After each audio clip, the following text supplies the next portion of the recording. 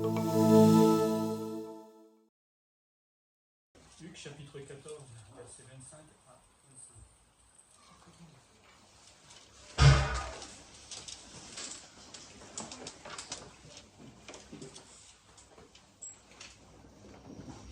Je lis. Car de grandes foules faisaient route avec Jésus. Il se retourna et leur dit, « Si quelqu'un vient à moi, sans me préférer à son père, à sa mère, à sa femme, à ses enfants, à ses frères et à ses sœurs, et même à sa propre vie, il ne peut être mon disciple. Et quiconque ne porte pas sa croix et ne me suit pas, ne peut être mon disciple. Car lequel de vous, s'il veut bâtir une tour, ne s'assied d'abord pour calculer la dépense et voir s'il a de quoi la terminer, de peur qu'après avoir posé les fondements, il ne puisse l'achever, et que tous ceux qui le verront ne se mettent à le railler en disant « Cet homme a commencé à bâtir, il n'a pas pu achever ». Ou quel roi, s'il veut faire la guerre à un autre, ne s'assied d'abord pour examiner s'il peut, avec 10 000 hommes, marcher à la rencontre de celui qui vient l'attaquer avec 20 000. S'il ne le peut, tandis que cet autre roi est encore loin, il lui envoie une ambassade pour demander la paix. Ainsi donc, quiconque d'entre vous ne renonce pas à tout ce qu'il possède ne peut être mon disciple. Le sel est une bonne chose, mais si le sel perd sa saveur, avec quoi l'assaisonne-t-on ? Il n'est bon ni pour la terre, ni pour le fumier. On le jette dehors, que celui qui a des oreilles pour entendre. Disciple de Jésus-Christ. Il y aurait énormément de choses à dire, mais on va essayer de synthétiser tout cela. Alors déjà, la question qu'on peut se poser, c'est quoi un chrétien ? Est-ce que c'est quelqu'un qui vient dans l'Église ? Est-ce que c'est quelqu'un qui s'active dans l'Église ? Un chrétien, Christanos, et en réalité, c'est un petit Christ. C'est de la taille, mais par rapport à Jésus, voilà, la grandeur de Jésus. Ou alors, c'est quelqu'un qui est un porteur de Christ. Nous sommes des petits Christ ou des porteurs de Christ. Donc, un chrétien, par définition, devient un disciple de Jésus-Christ. Et en tant que disciple, il va le suivre, il va agir pour lui, et il va vivre comme Jésus-Christ. Avec notre nature pécheresse, évidemment, parce qu'on ne peut pas être comme le Seigneur totalement. La question, c'est de savoir maintenant, est-ce que moi-même, je suis un disciple ? Alors, on va peut-être dire oui, mais un vrai disciple, selon la définition qu'on vient de lire, et que le Seigneur lui-même a donnée. Parce qu'on peut se dire chrétien, mais pas forcément disciple réellement de Jésus-Christ. Ça ne veut pas dire qu'on n'est pas sauvé, mais le Seigneur attend peut-être plus des fois de nous que ce que nous, on est tranquillement à vivre notre vie chrétienne. Je ne regarde pas que par rapport à ce passage, je regarde vraiment dans toute la Bible, surtout dans le Nouveau Testament, et on va voir un peu les caractéristiques du disciple. Alors, le mot disciple dans la Bible, une définition classique, dans le latin c'est discipulus, ça signifie un élève, une personne qui reçoit un enseignement. Et ça, gardez-le dans vos têtes, parce que souvent un disciple, on a l'impression que c'est quelqu'un qui agit, qui fait des choses, c'est quelqu'un d'abord qui lui a enseigné. D'abord. Le disciple est donc enseigné par quelqu'un, et pour le chrétien, c'est évidemment Jésus qui est son maître. Donc, en tant que disciple, je dois recevoir régulièrement l'enseignement de mon Seigneur, de mon maître. Dans l'Ancien Testament, on avait un mot qui s'appelle Talmide, qui paraît une seule fois dans 1 Chronique 25, où on parlait d'une relation qui était entre maître et disciple. Je pense que l'idée était là, mais peut-être qu'on ne voyait pas les choses de la même manière. Et donc il y a une relation maître-disciple qui s'est développée, et qui va encore se développer beaucoup plus tard avec le judaïsme, évidemment, comme par exemple Paul était disciple de Gamaliel, etc. Et donc ils apprenaient tout simplement de leur maître. Dans le Nouveau Testament, le mot disciple, matétes, pour ceux qui aiment le grec, ça vient du verbe matano, qui signifie apprendre, étudier. Vous voyez, le mot lui-même vraiment se focalise sur l'étude en fait de la parole. Le terme exprime surtout la relation aussi qu'on peut avoir avec Jésus. Parce que si je veux apprendre de Jésus, il faut évidemment que j'ai une relation avec lui. Si je n'en ai pas, je ne peux pas apprendre non plus. Et cette relation, évidemment, elle doit être vivante. Alors, on peut avoir une relation avec le Seigneur beauf, ou une relation avec le Seigneur qui est à fond. Je ne sais pas où vous êtes, entre le bof ou le super à fond. Ça, chacun peut répondre pour lui-même. Le mot n'est que disciple, n'est que dans les évangiles et dans Actes. Et les premiers chrétiens ont porté ce titre dans Actes 6.1. Donc le disciple est un apprenti de la parole, ce n'est pas quelque chose qu'on va arrêter, on va faire ça dans toute notre vie, et qui s'assoit régulièrement au pied de Jésus. Parce qu'il a envie d'entendre parler son maître, parce qu'il a envie d'apprendre de son maître, parce qu'il en a besoin aussi pour sa vie chrétienne, tout simplement. Si je ne m'assois pas régulièrement devant la parole de Dieu, je vais vite flancher. Je n'ai pas de nourriture pour avancer. Concernant la personnalité générale du disciple, on l'a lu dans Luc, hein, il s'attache à la personne de son maître. Hein. Une fois qu'on a rencontré Jésus, on n'a plus envie de le quitter, ça c'est clair. Hein. Et on s'attache à lui, donc on s'attache et à son enseignement, et cet enseignement devient un but dans notre vie. Hein. On a le but d'aller faire les courses, d'aller travailler, d'aller faire du sport, d'aller faire des loisirs, mais ça devrait être le but principal en fait du disciple, que d'apprendre du Seigneur. Ça ne nous empêche pas de vivre le reste, on est bien d'accord, mais c'est la priorité. Il devient son adepte, alors j'aime pas trop le mot, mais on comprend l'idée, hein. Il marche à sa suite, hein. Là où le Seigneur va, je le suis. Il voue une fidélité exclusive à son maître, il n'y a plus rien d'autre qui est important dans sa vie. Ça n'empêche pas qu'on peut vivre, on est bien d'accord. Hein. On suit le Seigneur, on essaie d'être fidèle à ce qu'il nous demande, à son enseignement, à son service, etc. Et on a la chance de pouvoir vivre d'autres choses à côté, c'est ça qui est formidable. Hein. On n'est pas tout le temps derrière, on est bien d'accord. Hein. Mais le Seigneur dit qu'il est prêt à tout quitter. Parce qu'on est prêt à tout quitter. Et le Seigneur nous appelait demain, est-ce que je suis prêt à quitter mon foyer, mes biens, tout donner, hein, ma situation peut-être dans mon travail, je ne sais pas, pour partager la vie du Maître, un peu comme les apôtres, hein, qui vont être appelés à un moment, qui travaillaient, bien le péager, bien celui qui cherchait des poissons, et puis ils ont tout lâché là, et ils ont suivi le Seigneur. Est-ce que nous, on est prêt à ça? Alors, je ne pense pas que le Seigneur le demande directement aujourd'hui, mais on peut en faire quand même, enfin l'idée est là, c'est que si je ne suis pas prêt à lâcher tout ça, il y a un problème. C'est que je ne suis pas disciple vraiment du Seigneur. Parce qu'il y a des choses qui m'empêchent d'aller vers le Seigneur. Ah oui, l'argent, hein. Tout lâcher mon argent que j'ai, ma maison et tout ça, j'ai travaillé pour quand même, Seigneur, et là tu me demandes d'aller encore une heure. Hein. C'est dur quand même. Mais il y en a qui le font, parce qu'ils sont vraiment disciples de Jésus-Christ. Et surtout s'ils sont appelés par le Seigneur, évidemment. Je ne pense pas que le Seigneur nous ait appelés à ça pour l'instant. Mais la question, est-ce que je suis prêt à tout quitter? C'est pas évident, hein. C'est facile de dire que je suis disciple de Christ, mais le vivre vraiment, c'est autre chose. Le disciple est prêt aussi au sacrifice, c'est-à-dire prêt à donner sa vie s'il le faut. On a parlé tout à l'heure de l'Église persécutée. Il y en a qui donnent leur vie parce qu'ils sont persuadés que Jésus est leur maître, leur Seigneur. Quelqu'un écrivait, un certain MacDonald, dans un livre qui s'appelle Le vrai disciple, hein, être chrétien à moitié, c'est vivre une expérience misérable.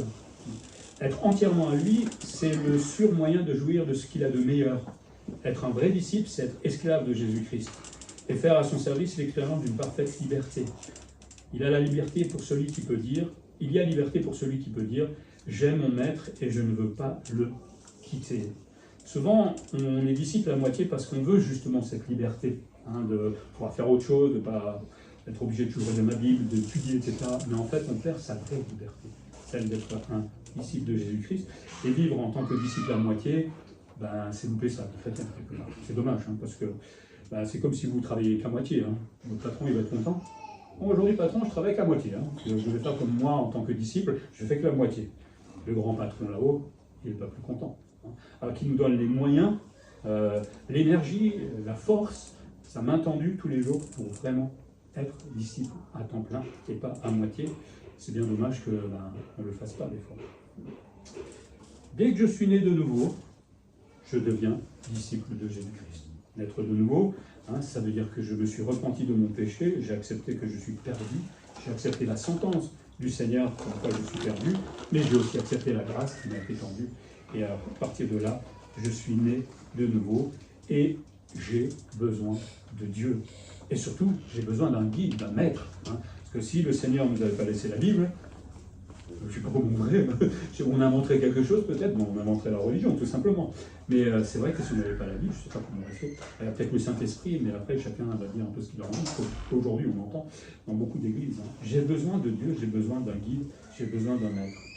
Et par la grâce de Jésus, j'obtiens une nouvelle vie. J'ai une nouvelle vie. Vous êtes content? Ben oui, on a une super nouvelle vie. Qu'est-ce que j'en fais surtout, hein? Est-ce que le but de cette nouvelle vie, c'est de suivre Jésus-Christ, hein? Souvent, le chrétien, au départ, il est tout feu, tout flamme, hein?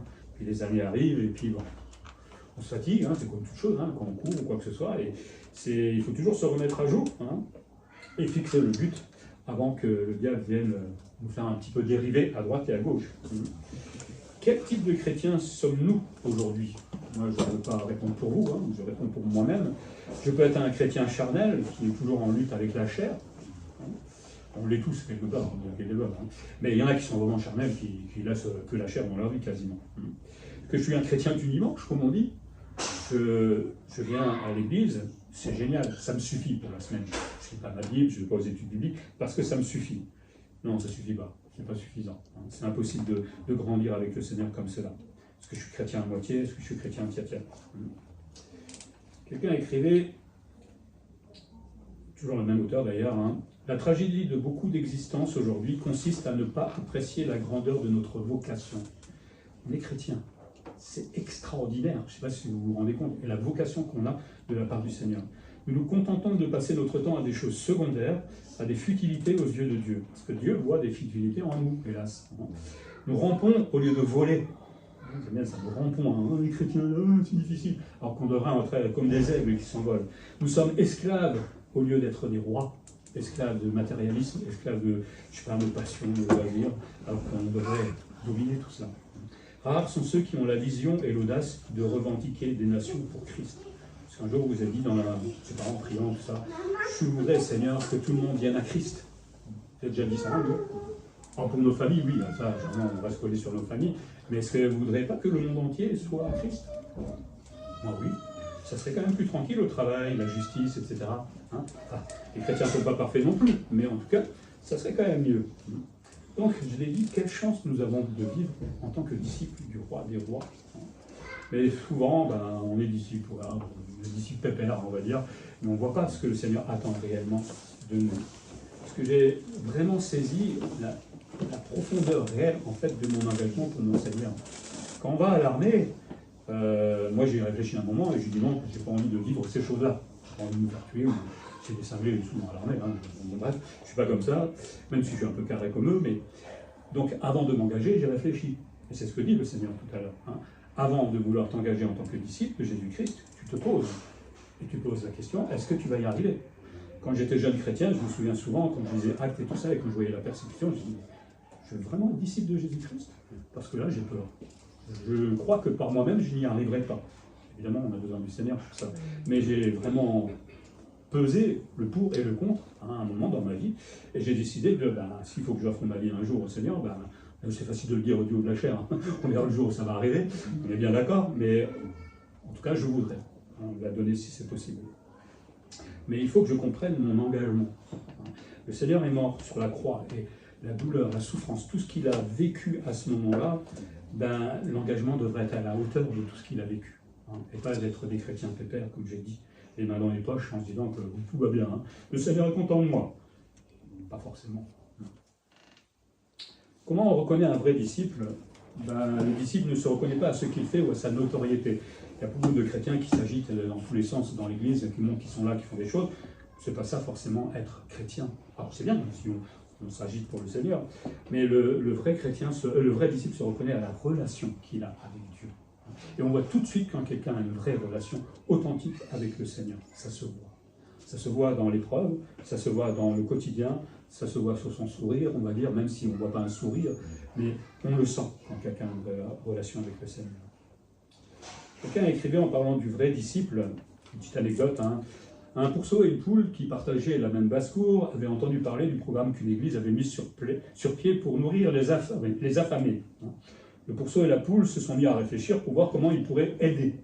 La poule dit « J'ai trouvé, nous allons donner à l'église du jambon et des œufs pour nourrir les enfants. » Le pourceau réfléchit à cette proposition et dit « Il y a une chose qui ne va pas avec ton idée d'œuf et de jambon. Hein. Pour toi, ça exige seulement une petite contribution, hein, je fais mon petit œuf. Et pour moi, ça exige un engagement total, puisqu'il va falloir me zigouiller, hein, et pour m'offrir. » Mais l'auteur dit, c'est ça le prix pour être disciple. Un engagement total, accepter de tout donner pour son Seigneur. C'est comme ça qu'on reconnaît le disciple authentique, c'est son engagement. Et c'est pas parce qu'il y a une tempête, c'est pas parce qu'il y a des épreuves dans la vie qu'il va s'arrêter. Il va pleurer, il va parfois s'écrouler, mais il va se relever. Hein, il va marcher avec le Seigneur là où il le conduit. Vous savez, les premiers missionnaires qui sont partis en Afrique, hein, ils partaient avec leur famille et la plupart mouraient. Ils savaient ce qui les attendait. Hein. C'est terrible quand on y pense. Mais aujourd'hui, l'Afrique a entendu parler du Seigneur Et ça, c'était des vrais missionnaires, des vrais disciples du Seigneur Jésus-Christ. Chapeau pour eux. Donc tous les chrétiens sont appelés disciples de Jésus-Christ. À partir du moment que vous êtes nés de nouveau, vous êtes appelés disciples de Jésus-Christ et devraient normalement suivre fidèlement, pas juste suivre le Seigneur, mais fidèlement son nom. Deuxième chose qu'on peut voir par rapport aux disciples, c'est l'abnégation, le renoncement du disciple. Ça, c'est dur. C'est dur pour tout le monde, moi le premier. Dans Matthieu 10, 24, il est dit « Le disciple n'est pas plus que le maître, ni le serviteur plus que son Seigneur. » Ça veut dire que, comme Jésus a suivi son Père, et il l'a fait jusqu'à la croix, fidèlement, le disciple accepte de suivre de la même manière et d'obéir à son maître.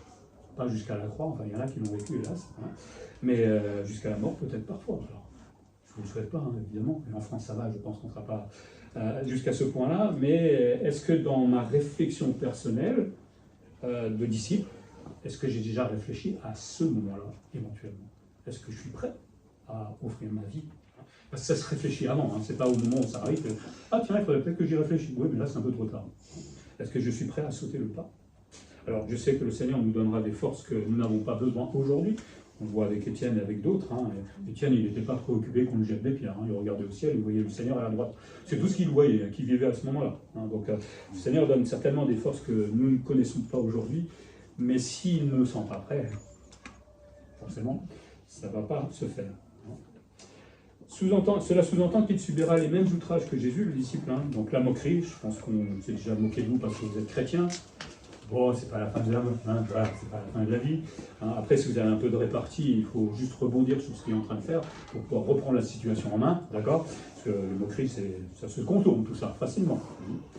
Il acceptera la souffrance et peut-être la mort éventuellement, mais ça sous-entend aussi qu'il connaîtra la gloire, comme Jésus-Christ. Si je suis vraiment disciple, si je vais au bout, je n'ai pas besoin de mourir pour être un vrai disciple de Jésus-Christ, et si je le suis, à la fin, je connaîtrai la gloire comme Jésus l'a connu. On est co-héritiers de Christ, et on connaîtra ce ciel, qui est toute notre espérance. Dans Luc, on a vu que le disciple est prêt à tout abandonner. Jésus dit, si quelqu'un vient à moi, et s'il ne hait pas son père, sa mère, sa femme, ses enfants, ses frères et ses sœurs, et même sa propre vie, il ne peut être mon disciple. C'est dur, hein? Alors, haïr, c'est pas détester, il ne s'agit pas de haïr sa famille, ou de l'abandonner, mais c'est simplement de faire de Jésus-Christ notre priorité. D'accord? Parce que la Bible nous dit aussi qu'il faut prendre soin de sa famille, que celui qui ne prend pas soin de sa famille est pire qu'un infidèle, Timothée. Donc, il faut trouver l'équilibre entre les deux. Il s'agit simplement que mes parents ne soient pas le seul objectif dans ma vie, ou ma femme, même si c'est un objectif, on est bien d'accord. Mais dans la famille, c'est d'abord Dieu. D'accord? Et ensuite, le reste. Et ça travaille très bien ensemble. Quand on met souvent Dieu en premier, ça marche beaucoup mieux que on met Dieu en dernier, dans la famille. Mais la question est, est-ce que je suis prêt, moi, à abandonner tout cela et surtout à mettre Christ comme ma seule priorité? Donc la fidélité à Christ passe avant toutes ces choses, avant la famille, avant soi-même, avec mes désirs, mes envies, etc. Christ d'abord. Et de toute façon, comme je dis, si vous mettez Christ en premier dans la famille, où que vous soyez, ça a toujours un bon impact en fait, sur eux. Même si vous êtes seul chrétien dans la famille, ça influence, nous dit la Bible. Donc je sais que c'est moins évident que quand on est tous chrétiens dans la famille. Ça ne veut pas dire que c'est beaucoup plus facile. Croyez-moi, s'il y a des divorces aujourd'hui, c'est pas pour rien non plus, parmi les chrétiens. Donc Christ premier dans ma vie. Il dit, le Seigneur aussi, que le disciple est prêt à porter sa croix. C'est évidemment une image, mais souvenons-nous de ce que Jésus a dû vivre. Il a accepté la solitude, parce qu'il était seul à un moment, et très seul, enfin, je crois toujours seul, parce que les disciples, ils faisaient un peu ce qu'ils voulaient. Il a accepté d'être rejeté par les autres. Est-ce que, parce que nous, en tant qu'hommes, on est très, comment dire, pas communautaire, mais on a besoin d'avoir un groupe social, on a besoin d'être avec les autres, et si à un moment, on vous rejette de ça, est-ce que vous êtes triste, malheureux, ou est-ce que vous vous dites, tant pis, c'est comme ça, je veux suivre le Seigneur, et si eux me rejettent, il n'y a aucun problème. Il faut apprendre à être seul des fois aussi. Et accepter la mort, comme on l'a déjà dit.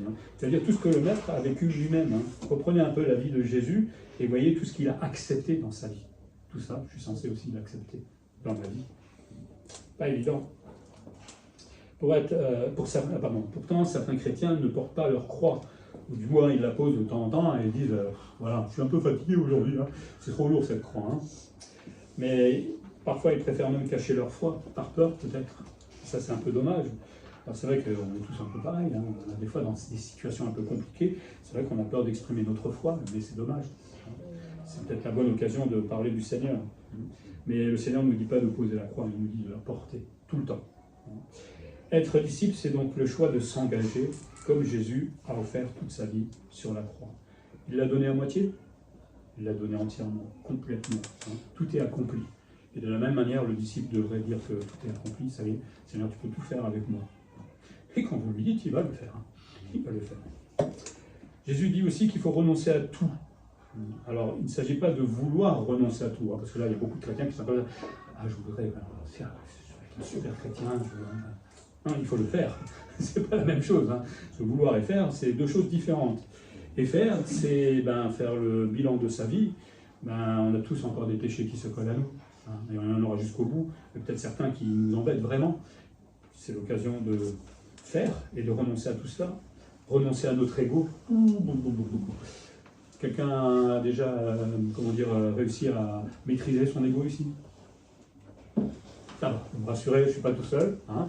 Ça, c'est un travail, je crois, qui va se faire pendant toute la vie, hein, parce que notre ego, il se manifeste par les colères, par le manque d'humilité, par un tas de choses. Hein. C'est une grosse bébête qu'il faut dominer, hein, mais bon, le Seigneur nous aide à ça. Il faut aussi rejeter le matérialisme. Alors, ne quittez pas vos maisons ou vos voitures tout à l'heure, c'est pas ce que je suis en train de vous dire, d'accord? Mais c'est pas la priorité dans ma vie, d'accord? Je pense aux offrandes. Hein. Si on a vraiment de l'argent en trop, pourquoi encore investir dans quelque chose alors qu'on pourrait investir dans l'église éventuellement, hein. Si j'ai du temps, je sais pas, à la retraite ou autrement parce que je suis riche, je sais pas, je peux investir dans l'église aussi à ce moment-là, plutôt que faire des voyages ou je sais pas quoi. Hein. Justement, le Seigneur permet des fois des situations comme ça pour qu'on s'investisse vraiment comme disciple dans l'église. Beaucoup savent cela, tout le monde le sait d'ailleurs, mais ne le font pas. Agir comme un vrai disciple, ça démontre mon amour pour Christ. Faire le feignant, ça montre un tout petit amour pour le Seigneur. Le vrai disciple n'est attaché à rien, absolument à rien. Il est prêt à tout quitter, voire tout perdre pour son Seigneur. Et ça ne lui posera pas de problème. Alors, évidemment, hein, on est des humains, tout perdre d'un coup, c'est pas drôle non plus. Hein. Job, pareil, hein, il a eu un moment de flottement et le Seigneur a dû le reprendre un petit peu. Mais il était prêt. Et il allait jusqu'au bout. Hein. Il aurait pu se tuer, il aurait pu se suicider, il aurait pu faire un tas de choses, hein, parce que dans la situation où il était, il y avait des moyens. Mais il a accepté, hein. Dieu est là. Il permet ces choses-là, et donc moi je suis prêt à accepter ces choses-là dans ma vie. Voilà. Je ne sais pas si on vivra les choses que Job a vécues, mais dans le pays persécuté, il y en a qui le vivent, hélas. La Bible nous rappelle que nous sommes des voyageurs sur la terre. Vous avez la caravane qui est prête? Et on se déplace. Hein. Si on pouvait mettre nos maisons, des fois, ça existe aux États-Unis, c'est la maison, un camion qui vous déplace la maison, c'est cool quand même. Hein. Mais en tant que chrétien, est-ce que je suis prêt à me déplacer dès que le Seigneur me demandera, ou parce qu'il y a une situation, de persécution, je ne sais pas quoi, hein, est-ce que je suis prêt à me dire, tout ce que j'ai, c'est rien, c'est du matérialisme. Hein. L'important, c'est de suivre le Seigneur, évidemment, et de prendre soin de ma famille en même temps. Hein. Est-ce que je suis prêt à tout cela? Est-ce que j'ai trop d'attaches ou pas? C'est ça la vraie question. Dans Marc 6, 45, un petit exemple de la manière dont le Seigneur était avec ses disciples, hein, il dit, aussitôt après, il obligea ses disciples à monter dans la barque et à passer avant lui de l'autre côté vers Bethsaïda pendant que lui-même renverrait la foule. Il obligea, hein, vous voyez le verbe obliger. Alors on peut se demander, mais pourquoi il les obligea? Et surtout, s'ils avaient dit, oh, attends, tu ne m'obliges pas, hein, moi je suis un homme, hein, je fais ce que je veux, tu n'as pas à décider pour moi, etc. Donc les disciples étaient obligés d'obéir à Jésus parce qu'ils vont le voir juste après marcher sur l'eau. Le Seigneur parfois nous oblige à aller dans une situation bien donnée qu'on ne veut pas, peut-être, mais parce que derrière, en fait, il va nous faire grandir notre foi. Et si les disciples n'avaient pas vu marcher sur l'eau, ça aurait peut-être été différent dans leur foi. Donc le Seigneur permet des situations, nous oblige parfois à aller là où on ne veut pas. Chouette! Je vais apprendre des choses. Vous êtes comme ça à chaque fois, hein? Quand il y a une épreuve, vous dites chouette, chouette, chouette, chouette. Je vais grandir dans ma foi, je suis pressé, etc. Non, je pense pas. Mais il faudrait se le dire en fait, hein, même si c'est douloureux parfois. Mais je suis sûr que les disciples, une fois qu'ils sont sortis de la barque, qu'ils ont vu ça, moi j'aurais voulu voir. Franchement, le premier, je pense qu'ils sont quand même dû grandir dans leur foi. Donc parfois le Seigneur nous oblige contre nos désirs ou dans nos projets, mais tout simplement pour nous faire mieux. Si ça nous arrive, stoppez tout de suite les râlements, les plaintes, etc. Le Seigneur dit, Emmanuel, je veux te faire grandir. Et on va faire ça. Et je vais t'obliger à aller jusqu'au bout. Le disciple ne peut pas vivre autrement, en fait. Parce que Christ est le chemin. Donc, quand il m'oblige, c'est parce que des fois, je ne veux pas. Donc, il me force un peu à aller dans le bon chemin. Mais en même temps, il est aussi le secours. Et c'est ça qui est formidable. Il m'oblige peut-être, mais au bout, il me secourra aussi. Et c'est ça qui est formidable avec le Seigneur. Donc, allons-y. Marchons avec lui, tout simplement. Donc être disciple de Jésus-Christ, c'est livrer sa vie entièrement, pas juste le bras, la main, juste le pied, entièrement à son maître et à ses projets. Alors il y en a qui m'ont dit, ouais, je veux bien être disciple entièrement, mais pas de projet pour moi, s'il te plaît, Seigneur. C'est déjà assez dur la vie, il faut travailler, c'est compliqué, l'argent. Si en plus tu me rajoutes des épreuves pour que je grandisse dans la foi, mais je ne tiendrai pas le coup. Il n'y a pas d'épreuve au-delà de nos forces. Ça, c'est un verset, chaque fois que j'ai une épreuve, je le mets dans le crâne, que ça rentre bien, et ça veut dire, le Seigneur est en train de t'honorer, Emmanuel. Tu peux traverser. Tu as la capacité, grâce à Dieu, évidemment, mais le Seigneur nous honore quand on passe par des moments difficiles, parce qu'il sait qu'on peut les traverser. Et il ne nous ment pas. C'est souvent nous, des fois, qui nous relâchons, et disons, ah, c'est vraiment sûr, ce verset, gna. Le disciple a aussi des missions qu'il reçoit du Seigneur. Donc, on l'a dit au départ, la définition du disciple, c'est de se laisser instruire par son maître. Dans Matthieu 11, 1, il est dit, lorsque Jésus eut achevé de donner ses instructions à ses 12 disciples, il partit de là pour enseigner et prêcher dans les villes du pays. Alors, le disciple se laisse donc instruire par son maître, et les disciples apprenaient de Jésus. Qui dit maître, dit enseignement. Suis-je vraiment tous les jours à l'école du Seigneur? Ça, c'est la question qu'on peut se poser. Est-ce que l'école du Seigneur, c'est tous les dimanches, tous les vendredis, ou tous les jours? Eh bien, c'est tous les jours, tout le temps. Le Seigneur veut que j'apprenne à m'édifier. Et quand je m'édifie, je me fais beaucoup de bien pour moi-même dans la vie spirituelle, mais surtout, ça va me protéger aussi de tout ce qu'on apprend aujourd'hui. Vous allez sur Internet, mais combien de fausses doctrines il y a? C'est abominable. Et ça va être de pire en pire. Et le chrétien qui lui-même n'apprend pas, à un moment, va être perdu parmi toutes ces doctrines et tous ces menteurs. Connaître la parole, ça permet aussi d'annoncer la bonne nouvelle aux autres avec clarté et assurance. Je ne pense pas que vous ayez déjà lu 15 fois la Bible. Comment ça fait? Au bout de 40 ans. Il faut avoir lu au moins 10 fois déjà la Bible. Non, parce que sinon, vous ne la connaissez pas en fait. Et c'est bien dommage. Donc mettez-vous un chapitre par jour, ça fait 365 chapitres, en 2 ans normalement vous devez l'avoir lu tranquillement, et n'allez pas juste au chapitre où c'est très court. Et oui, essayez d'apprendre une fois en entier et de la survoler vraiment en entier. Et après vous la recommencez, vous verrez que vous allez apprendre énormément de choses. Je sais que c'est pas toujours facile, moi-même des fois quand je suis dans certains livres, c'est pas drôle, mais c'est là, c'est quand même Dieu qui a inspiré cela. N'oublions jamais ça. Donc ça veut dire que ça doit me parler quelque part d'une manière ou d'une autre. Le disciple doit aussi persévérer dans sa foi. Ce n'est pas une proposition. Acte 2, 14, 22. Fortifiant l'esprit des disciples, les exhortant à persévérer dans la foi et disant que c'est par beaucoup de tribulations qu'il nous faut entrer dans le royaume de Dieu. Ça n'aurait été pas plus simple que tout se fasse tranquillement, paisiblement, avec des loisirs, on rentre dans le royaume de Dieu. Ça aurait été mieux, non? Non, par des tribulations, par des persécutions. Le chrétien doit grandir dans sa foi. Il désire croire Jésus de plus en plus. Parce que quand je n'ai de Dieu, je crois Jésus-Christ. Je crois ce qu'il m'a dit à ce moment-là, qui était nécessaire pour moi. Mais le Seigneur va nous parler justement au travers de la parole. Est-ce que je vais croire tout ce qu'il va me dire aussi? Croire à son existence, je pense que si on est chrétien, c'est qu'on le croit. Mais croire à son soutien. Là, des fois, c'est justement là où c'est plus difficile. Le fait d'avoir lu la Bible plusieurs fois, on se souviendra de tel serviteur, de tel homme qui a vécu cette situation et que Dieu a finalement sauvé ou pas. Oui, parce que ce n'est pas toujours le cas. Comme ça, au moins, moi, je ne vais pas me dire que le Seigneur va devoir toujours me sauver. C'est pas vrai. Le Seigneur peut aussi des fois permettre le pire dans ma vie. Au moins, je suis prêt. Et si je ne le sais pas, je n'ai pas l'impression que Dieu me soutient à ce moment-là. Pour cela, il vaut mieux connaître le Seigneur. Et je pense que la confiance en Dieu, hormis peut-être l'expérience qu'on a quotidiennement, ça vient de sa parole aussi. celui qui est fort dans les expériences difficiles, c'est parce qu'il est fort dans la parole, parce qu'il est blindé avec la parole, il connaît tous les versets, toutes les promesses que le Seigneur fait, il sait comment Dieu agit, qu'il peut parfois prendre beaucoup de temps, comme pas beaucoup de temps. Enfin, il n'est pas surpris en fait de ce qu'il peut lui arriver, parce qu'il a appris de la parole de Dieu.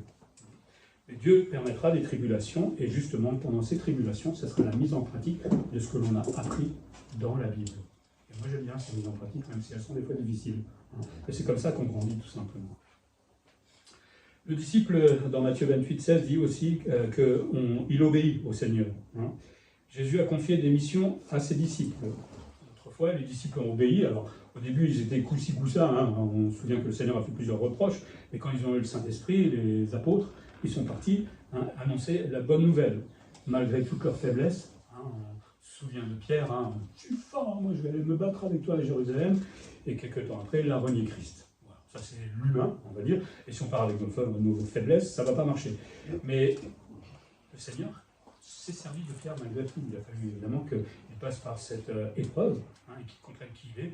Et malgré sa faiblesse, il en a fait quelqu'un qui a beaucoup travaillé pour le royaume. Malgré nos défauts, malgré nos caractères, le disciple obéit.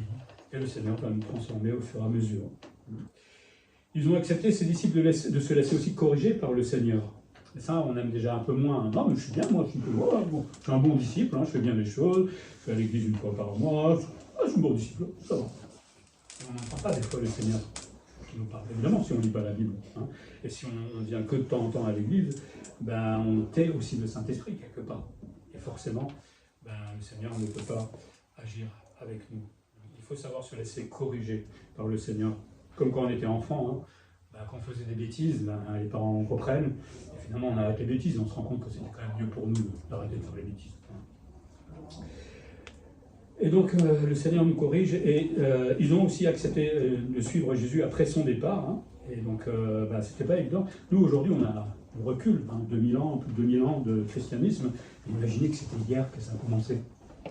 Pourquoi vous êtes dans la peau de ces disciples à qui le Seigneur a dit « Allez maintenant par-delà le monde et annoncez la bonne nouvelle ». On fait comment? Moi je me mets à leur place, je ne sais pas qu'est-ce que j'aurais fait à ce moment-là. Mais ils l'ont fait, grâce au Saint-Esprit évidemment, et puis au fur et à mesure on a eu la Bible qui a été formée, et puis le Seigneur était là et les aide. Et ils l'ont fait au risque de leur vie. Jésus nous a aussi laissé des instructions pour aujourd'hui. On va redire c'était pour eux autrefois, non. La parole, la Bible offre des instructions, des commandements, des missions pour tous les disciples. Le Seigneur a donné un don à tout le monde, ou des dons à plusieurs. Mais il n'a pas dit que, tiens, ce disciple-là, non, t'as rien à faire toi. T'es tranquille, reste comme ça, t'es cool, jusqu'au bout de ta vie. Il n'y a aucun disciple que Jésus voit comme ça. À nous de connaître les instructions, les commandements et tout ce qu'on vient de dire. Le Seigneur, dans ses instructions, nous appelle aussi à la maturité. Et ça, on a du mal, on se bat un peu contre en tant que chrétien. La sanctification aussi. Qu'est-ce qui n'est pas correct dans ma vie? Le témoignage, on va parler un petit peu après. Au service dans l'église, parce que l'église, c'est un peu comme une fourmilière. Ça a besoin de vivre. À l'amour. À l'amour. Est-ce que quelqu'un aime vraiment? Je ne sais pas moi, en tout cas, j'apprends encore à aimer. C'est pas toujours simple. Alors, ceux qui sont proches de moi, oui, ça va, mais pour les autres, des fois, qui me... à prier.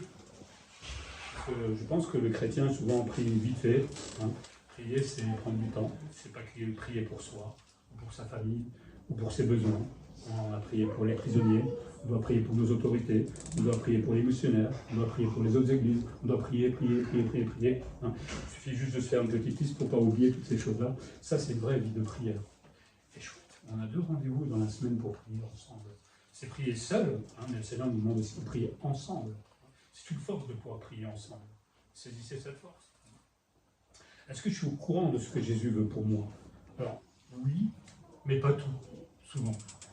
Donc, aujourd'hui, on essaie de montrer ce que Dieu veut, enfin ce que Jésus veut vraiment. Et la question qu'on peut se poser, est-ce que je suis en train de vraiment le suivre pleinement?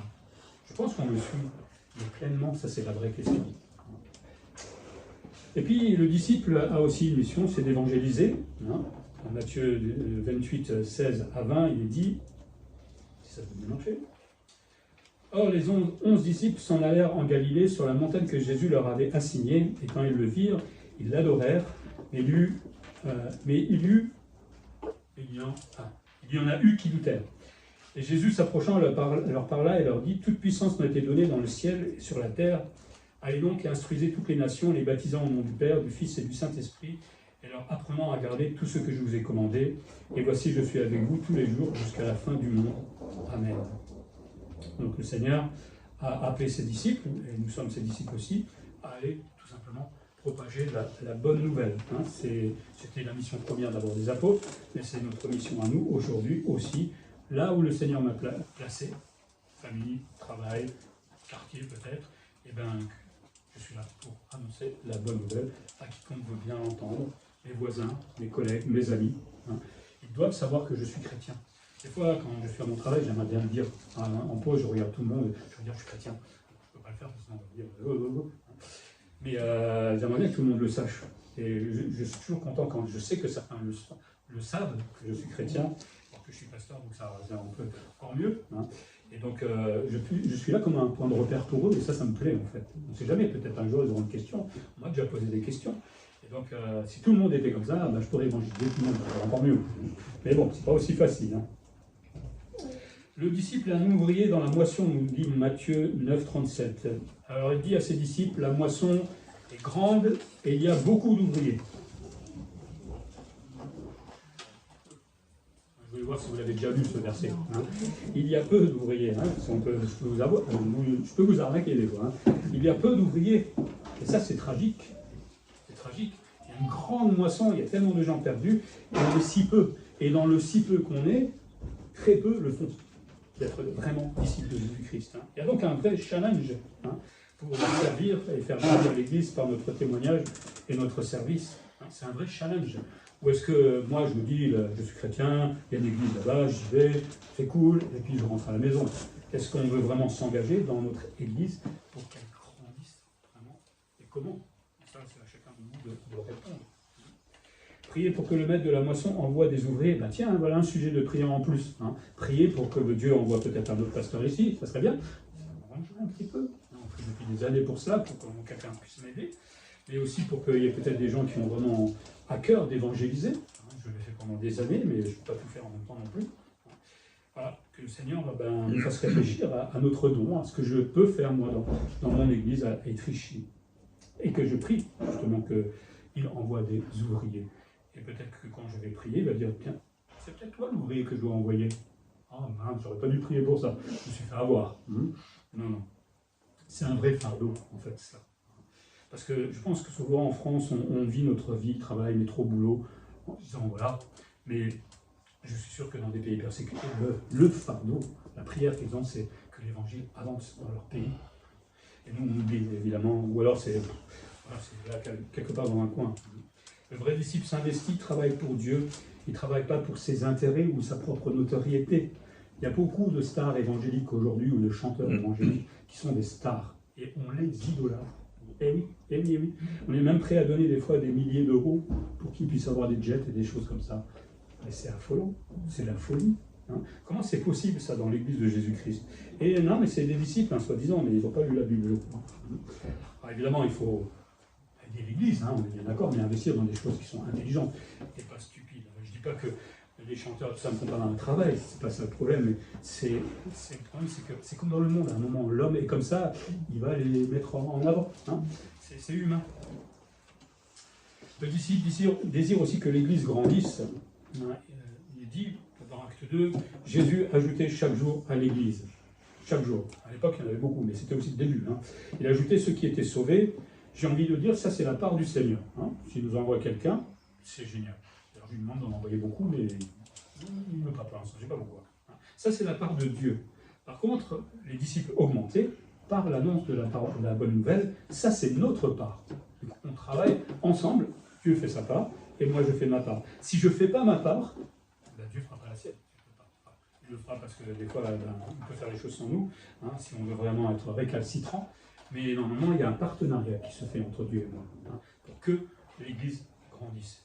Mais la dernière fois que vous avez prié pour qu'il y ait de nouvelles personnes, essayez de vous remémorer. Alors, nous, on le fait le mardi et le vendredi, hein, mais pour autres. Quand est-ce que vous avez prié pour qu'il y ait de nouveaux disciples dans l'Église? Posez-vous la question. Faites-le à partir du moment où notez ça dans vos sujets de prière. Comprenons que par notre témoignage, nous pouvons sauver des vies de l'enfer. Tous mes collègues, des fois je les regarde, je me dis, surtout là, en ce moment il y a le Ramadan, ils font tout ça, ils se font mal. Mais pour rien en fait, c'est horrible quand on y pense. Un salut par les heures, ça ne sert à rien. Mais peut-être qu'à un moment, on pourra témoigner à ces personnes et les sortir de l'enfer. Alors, évidemment, c'est leur responsabilité, on ne peut que témoigner, c'est à eux de faire leur propre choix. Mais si je ne témoigne pas, ils ne sauront pas. Emporter aujourd'hui, avec Internet et tout ça, je pense qu'on peut savoir. Et surtout, moi, ce que je trouve beau dans cela, c'est que Dieu veut se servir de chacun d'entre nous. Dieu veut se servir de moi. C'est pas génial? Je suis fatigué aujourd'hui, le bon hein. Dieu me fait l'honneur de le servir. Mais il faudrait qu'on le comprenne, ça. C'est vraiment un bel hommage que le Seigneur nous fait. Il aurait pu faire tout seul. Pas de problème pour le Seigneur. Mais il nous a impliqués et nous fait l'honneur d'être impliqués avec lui dans ce travail. Et cela, quel que soit notre âge. Moi, je suis jeune, je ne connais pas beaucoup la Bible, je ne peux pas témoigner. Bah, si, pourquoi? Au pire, tu connais les versets, tu les fais lire. Quel que soit notre âge, si je suis âgé, c'est la retraite, j'ai plus le temps, etc. Non. Ah, mais moi, je travaille, je suis moins âgé peut-être, mais je n'ai pas le temps, je travaille tout le temps. Non. Que je sois handicapé. Non. Que je sois en mauvaise santé. Je connais des gens qui ont des handicaps et ils évangélisent, ça ne leur pose pas de problème. Donc en fait, on a beaucoup d'excuses dans notre tête, mais non, il n'y a pas d'excuses, on peut le faire. Tous peuvent annoncer la bonne nouvelle. Donc un vrai disciple, c'est quelqu'un qui est à l'écoute, premièrement, du Seigneur. Si vous voulez être disciple pour servir d'abord, arrêtez tout de suite. Marc et Marie, après, quelque chose. D'abord, on s'assoit et on écoute le Seigneur. Et c'est comme ça qu'on va devenir pleinement actif pour annoncer la bonne nouvelle. Toujours MacDonald parlait de la prière d'un disciple. Un certain Jim Elliot en Équateur, il écrivait dans son journal « Père, fais que je devienne faible pour que je cesse de me cramponner aux choses passagères. Ma vie, ma réputation, mes biens, fais, Seigneur, que je perde la tension de la main qui s'y agrippe. Je voudrais même, Père, perdre l'amour de ce qui me fait plaisir. Combien souvent n'ai-je pas relâché mon étreinte, mais tout en retenant pourtant ce qui me plaisait le plus, ce que j'aimais en secret. Ouvre-moi donc la main pour y planter le clou du calvaire, tout comme l'était la main de Christ, afin qu'ayant tout abandonné, je puisse me sentir libéré, détaché de tout ce qui me lie encore. Jésus n'a pas considéré le ciel, ni même d'être égal avec Dieu comme une proie arrachée. Qu'ainsi, Seigneur, je relâche mon étreinte. Sacrée prière. Sacrée prière. Sachons nous mettre de vraies priorités dans notre vie de disciples de Jésus-Christ. On a tellement de priorités, c'est Christ qui doit être la priorité. Il y a deux façons d'être chrétien. On peut être chrétien de nom, c'est-à-dire je suis vraiment né de nouveau, mais bon, voilà, je me préoccupe plus de mes affaires à moi que de celles du Seigneur, ou il y a être vraiment disciple, se préoccuper vraiment des choses du royaume, tout en vivant une vie normale. On peut vivre une vie normale, mais Jésus est ma priorité. Le Seigneur cherche des disciples qui sont prêts à le suivre, vraiment, et à lui obéir. Est-ce qu'on le veut? Moi, je ne peux pas répondre pour vous. Est-ce que je le veux vraiment? Le Seigneur veut aussi qu'on fasse des disciples. Eh oui, mais pour ça, il faut d'abord être soi-même un disciple. Qu'est-ce que je peux bien raconter avec quelqu'un si je ne vais pas à l'église, si je ne vais pas lire ma Bible, etc. Je ne peux pas le former, la personne, forcément. Du coup, je ne peux pas faire des disciples, et pourtant, c'est un ordre que le Seigneur nous a donné. Allez par de la terre et faites des disciples. Donc il faut que je devienne moi-même un vrai disciple pour que celui-là, qui est tout jeune encore, puisse me voir vivre et grandir lui-même dans sa foi. Alors mettons-nous au travail, j'espère, en nous laissant d'abord enseigner par le Maître un peu plus que ce qu'on fait en ce moment, en le suivant véritablement et en le servant véritablement. Seigneur, fais de moi un vrai disciple. C'est évidemment une prière qu'on a envie de dire, parce qu'on t'aime, parce qu'on a envie de marcher avec toi, mais tu vois aussi combien c'est parfois compliqué dans notre vie, parce que des choses s'attachent à nous, soit le péché, soit le matérialisme, soit des activités, soit des loisirs, bref, il y a tellement de choses qui nous écartent en fait de cette condition de vrai disciple. Seigneur, change mon cœur. Seigneur, montre-moi ce qui ne va pas peut-être. Améliore ma relation avec toi. Améliore le désir que j'ai d'apprendre de ta parole, Seigneur, par l'étude, par mon propre étude, Seigneur, mais aussi en commun. Seigneur, tu vois mes faiblesses, et peut-être c'est ça qui me fait bien souvent tomber quand je suis face à l'épreuve. Seigneur, être un vrai disciple, c'est vrai, c'est difficile, je l'avoue, c'est très difficile. Mais je veux me souvenir que toi-même, tu as dû te dire à un moment que c'était difficile d'être celui que tu as été.